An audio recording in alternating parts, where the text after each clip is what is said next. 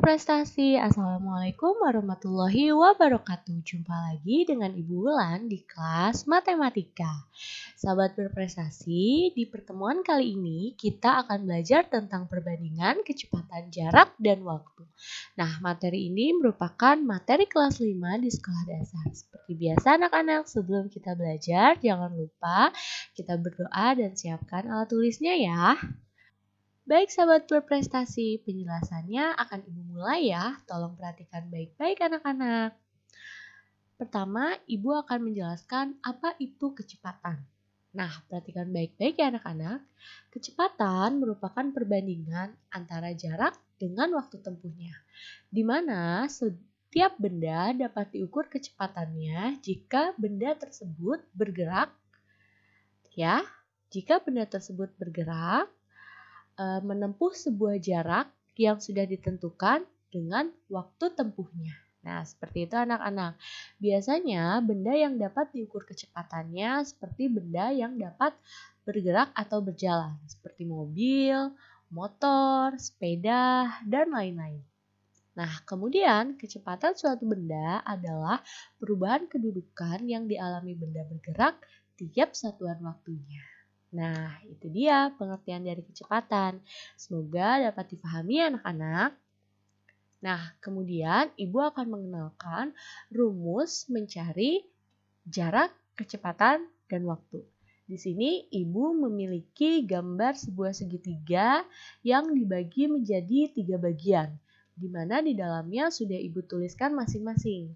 Yang di atas adalah jarak, kecepatan, dan waktu. Nah, ini sifatnya mutlak dan tidak bisa berubah ya anak-anak. Ini untuk mempermudah kalian dalam menghafal rumus kecepatan, jarak, dan waktu. Kemudian, jika dalam sebuah soal ditanya kecepatan, nah, maka rumus kecepatan yaitu jarak dibagi waktu. Seperti yang sudah Ibu jelaskan tadi pengertian kecepatan di awal, kecepatan yaitu sebuah perbandingan antara jarak dan waktu. Ya, jadi nanti dalam soal jika jika yang ditanyakan adalah kecepatan, maka kalian tinggal membaginya jarak per waktu. Seperti itu. Nah, kemudian jika yang ditanyakannya adalah jarak. Nah, kita tutup ya jaraknya, maka dia akan sejajar seperti ini. Nah, maka rumus jarak adalah waktu dikali kecepatan atau kecepatan dikali waktu itu sama saja ya anak-anak ya, karena ini dikali. Nah, terakhir jika yang ditanyakan dalam soal adalah waktu, maka kalian mengerjakannya dengan cara jarak dibagi kecepatan. Nah, seperti itu. Jadi ini merupakan rumus inti dari materi yang akan kita pelajari hari ini anak-anak ya. Jadi kalian harus mengingat karena nanti saat ulangan kalian menggunakan rumus seperti ini ya. Baik anak-anak, kita mulai ke contoh nomor 1. Nah, ini ada sebuah burung anak-anak. Seekor burung alap-alap menempuh jarak 640 km. Waktu yang ditempuh burung tersebut adalah 2 jam. Berapa kecepatan burung alap-alap tersebut? Nah, luar biasa ya anak-anak, seekor burung dapat menempuh jarak sejauh 640 km dalam waktu 2 jam. Nah, anak-anak, yang diketahui dalam soal ini adalah jaraknya. Ya, jika satuannya kilometer, meter, nah itu berarti jarak ya. Ini adalah jaraknya. Kemudian yang diketahui selanjutnya adalah waktu, yaitu waktu tempuhnya selama 2 jam. Nah, maka yang ditanyakan adalah kecepatan. Nah, rumus kecepatan yaitu kecepatan sama dengan jarak dibagi waktu. Jadi gampang ya anak-anak, tinggal kita masukkan jaraknya sudah ada 640, kemudian waktunya adalah 2 jam. Nah, di sini tinggal kita bagi 640 dibagi 2. Nah, masih ingat kan anak-anak cara mengerjakannya? Dengan cara dibagi kurung seperti ini. Nah, 640 dibagi 2. Kita mulai dari angka 6 ya. 6 dikali berapa yang hasilnya, maksudnya dari 6 dibagi 2 atau 2 dikali berapa yang hasilnya mendekati 6, yaitu 3 ya. Kemudian 3 dikali 2 hasilnya 6, dikurang jadi 0. Kemudian kita turunkan angka 4 ya. 4 dibagi 2 atau 2 dikali berapa yang hasilnya mendekati 4, yaitu 2 ya. Nah, 2 dikali 2, 4, kurang 0. Nah, ini ada sisa 0 ya. Kita pindahkan saja ke sini. Nah, jadi burung alap-alap tersebut menempuh jarak 640 km selama 2 jam dengan kecepatan 320 km per jam. Luar biasa ya anak-anak ya. Nah, seperti itu. Jadi kecepatan burung alap-alap adalah 320 km per jam. Nah, semoga contoh soal nomor 1 ini dapat mudah dipahami anak-anak. Pada dasarnya, kalian hanya menghafal rumus yang sudah Ibu jelaskan tadi. Nah, kita lanjutkan ke soal yang kedua ya.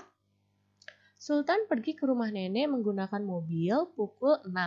Jika jarak yang ditempuh 270 km dan sampai ke tempat tujuan pada pukul 9, kecepatan rata-rata mobil yang dikendarai Sultan adalah, nah, seperti biasa, kita cari dulu apa yang diketahuinya. Nah, yang diketahui di sini, Sultan pergi ke rumah neneknya pada pukul 6, kemudian dia sampai pada pukul 9. Nah, berarti dari pukul 6 ke pukul 9 artinya Sultan menempuh berapa jam waktunya. Nah, nanti kita bahas ya. Kemudian di sini diketahui jarak tempuhnya yaitu 270 km. Yang ditanya adalah kecepatan. Ya, maka rumus kecepatan adalah kecepatan jarak dan waktu. Jaraknya sudah diketahui ya, yaitu 270. Untuk waktunya di sini, nah tadi kan diketahui pukul 6. Pukul 6 sampai ke tempat tujuan yaitu pukul 9, maka 9.00 dikurang 6.00. Artinya Sultan pergi ke rumah nenek menempuh jarak selama 3 jam. Maka tinggal kita masukkan rumusnya 270 yaitu jaraknya ya sudah diketahui di sini. Nah, kemudian waktunya 3 jam. Bukan 6, bukan 9 ya anak-anak. Kita sudah mengurangkan nih di sini. Waktunya itu adalah 3 jam. Nah, maka tinggal kita bagi. Baginya dengan cara tadi, bagi kurung. 270 dibagi 3. Nah, 2 dibagi 3 itu kan tidak bisa ya. Maka kita ambil 27.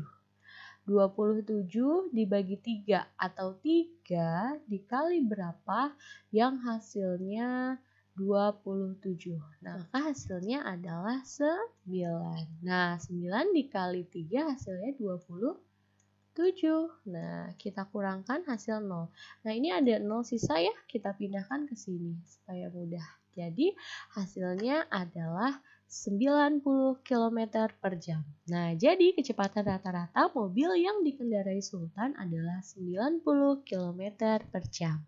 Nah, kedua soal ini yang sudah Ibu jelaskan merupakan contoh dari soal mencari kecepatan ya, di mana kecepatan itu mempunyai rumus jarak dibagi waktu. Nah, selanjutnya kita perhatikan soal ketiga. Joko pergi ke rumah paman. Jarak rumah Joko dan rumah paman 120 km. Jarak tersebut ditempuh Joko dengan sepeda motor berkecepatan rata-rata 40 km per jam. Berapa waktu yang dibutuhkan Joko untuk sampai ke rumah paman? Nah, perhatikan baik-baik soalnya anak-anak. Di sini yang diketahui adalah jaraknya 120 km. Kemudian, nah, ini adalah kecepatan. Maka yang ditanyakan adalah waktu. Nah, bagaimana rumus waktu? Rumus waktu adalah waktu sama dengan jarak dibagi kecepatan. Jaraknya sudah ada, kecepatannya sudah ada. Ya sudah, tinggal kita masukkan. Mudah ya.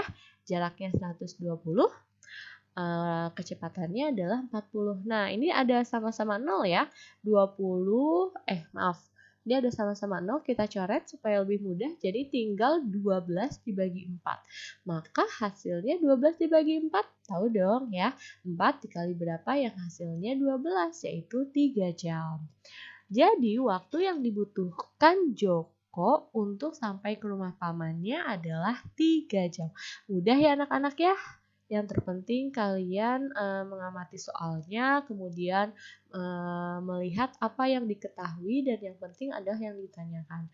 Nah, yang paling penting adalah kalian hafal rumus mencari waktu atau mencari apa yang diminta dalam soal. Baik anak-anak, kita lanjutkan ke soal terakhir. Budi bersepeda selama 2 jam dengan kecepatan rata-rata 15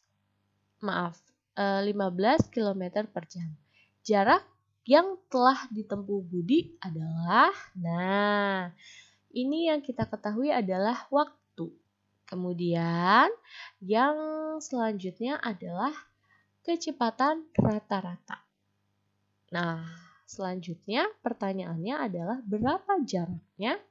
Nah, jarak itu adalah kecepatan dikali waktu. Jadi mudah ya, kalian hanya tinggal mengalihkan saja, di mana kecepatannya adalah 15 dan waktunya adalah 2 jam. Jadi kalian tinggal kalikan, hasilnya adalah 30 km.